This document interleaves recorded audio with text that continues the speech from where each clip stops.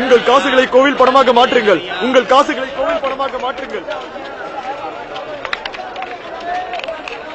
என்னிடம் மாற்றுங்கள், என்னிடம் மாற்றுங்கள், என்னிடம் மாற்றுங்கள். இது தங்கம், சொக்க தங்கம். இது என் தந்தையின் வீடு. என் தந்தையின் வீடு பிரார்த்தனைக்காக மட்டும் தானே தவிர வியாபாரத்திற்காக அல்ல.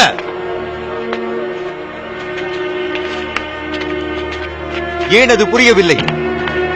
நீங்கள் சீசரைத்தான் கவனிக்கிறீர்களே தவிர கடவுளை அல்ல. கடவுள் என்ற வார்த்தையே மறந்து விட்டார்கள்.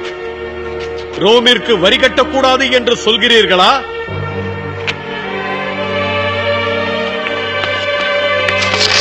நிறுத்து, அது என்னுடைய காசு.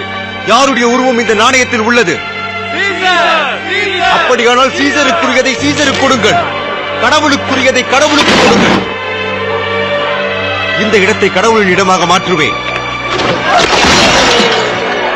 இந்த இடத்தை கடவுளின் இடமாக மாற்றுவேன். இந்த இடத்தை கடவுளின் இடமாக மாற்றுவேன். இந்த இடத்தை கடவுளின் இடமாக மாற்றுவேன்.